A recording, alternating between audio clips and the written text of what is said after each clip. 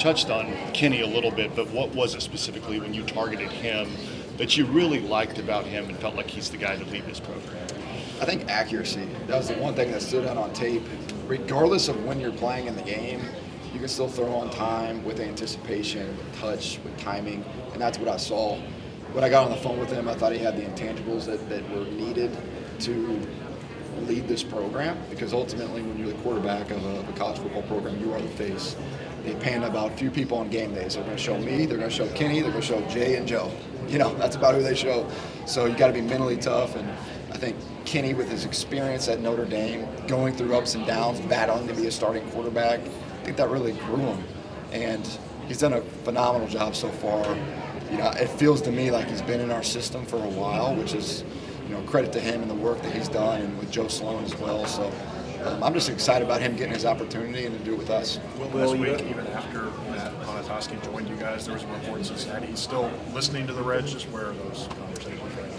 Yeah, I think that's just the process of the MLB draft, which I was learning almost on the fly. It's very different from the NFL or even the NBA. But he's on campus, he showed up, and he's excited to be a Kentucky Wildcat. So I'm fired up for him and his family to get started. And, I still know there's days ahead that we're kind of waiting, but all indications are he's going to be with us. With the portal, how important is it to have guys like that come out of high school that you're able to have come up in the system? It's huge. When you want to build a championship level program, it really starts from the high school recruiting.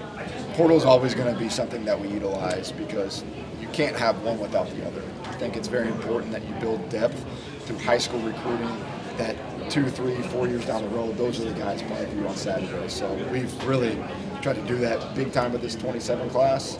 Didn't have the opportunity with the 26 class to really do that because 12 hours after I was hired, there was signing day. But that's what I'm looking forward to most, is getting these kids, these families on campus multiple times, and then wanting to be a Kentucky Wildcat. Typically with transfers, we don't see coaches bring transfers a lot of times. Why was it important that you use it? Well, he's our quarterback. Whenever you're the face of the program, I think it's important that he gets here and can talk to you guys, because he's going to be talking to the media a bunch in his career. And he represents everything that we are. We have 45 new players. This is a completely different team than what it was a season ago, and it's going to be completely different a year from now. So he's one of our best players, one of our leaders, one of our captains on our team, so that's why he's here. I think it would take a unique leadership skill set to merge a team nowadays with, like I said, 45 new faces. Can he have that? Does Kenny have that? Yeah. Yeah, I think all these guys, they've done a really good job of just buying into our process, accepting the connection that we've tried to build within this team.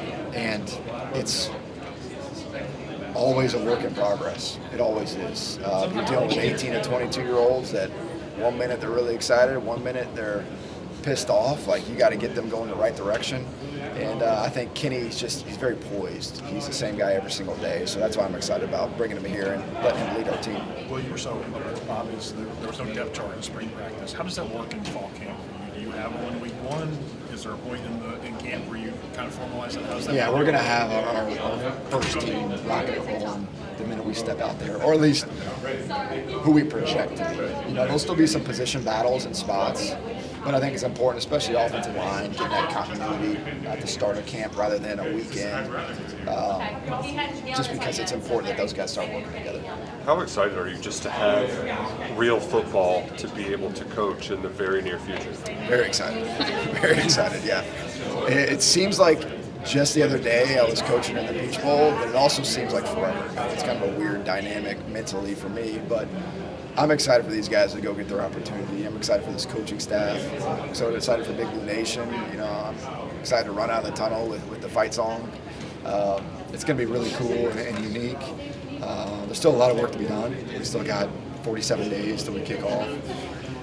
But it's going to come here before we know it, and that's really exciting. Do you like the talking season, or is it just the indicator to you that you're so close now to being real? I feel like I've been talking since I got here. Yeah, that's true. Slacks has got me on more radio shows, podcasts, interviews than I've ever even imagined. But it's all promoting our players, our brand, Kentucky football, our state, our university, and anytime it's about that, it's all positive. How important is it for you to market the program when you're taking over Zoo? How important was that to you as kind of the new guy trying to sell? It's big. I mean, everything's driven through social media. You got to have a presence on there, not because it's cute or fancy, but like that's where all the recruits are looking.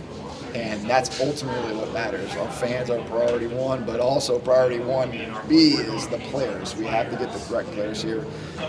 And you can do that in a multitude of ways, but I think having exposure for us was huge. And I'm really proud of our marketing team, our social media presence that we had.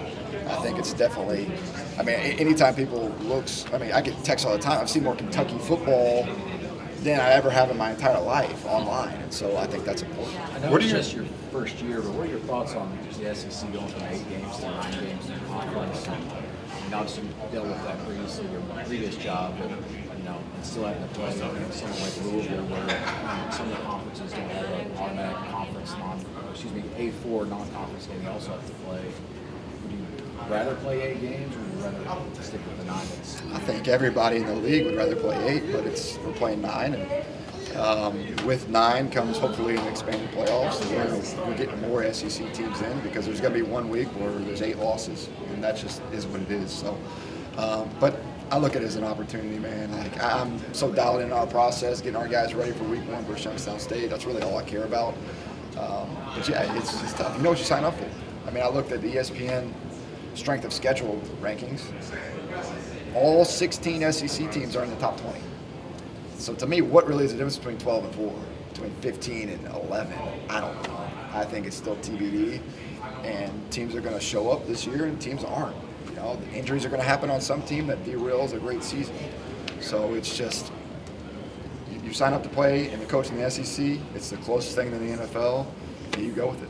You said you're getting ready for that Youngstown. That's all that's on your mind. So what do you need to learn about your team between now and that first kickoff? Yeah, I mean, obviously, like, really putting together depth and immediate backups, that's huge for us.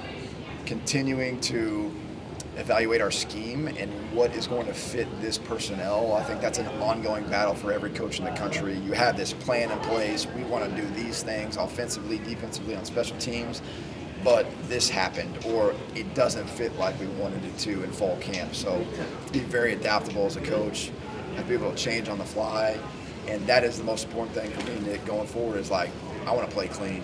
I want to not beat ourselves before we even try to win a game. That's huge to me. What do you want the identity of this football team to be?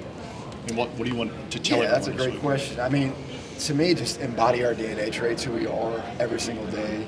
And then I really want to see a team grow from practice 1 in fall camp to practice 13, from week 1 to week 12. That to me is the biggest sign of a program that is consistent, on the rise, doing the right things, is truly a team that gets better every single week. He doesn't start till next week, but what have the conversations with the new boss been like? Been great. Yeah, I think Jay's was an excellent hire.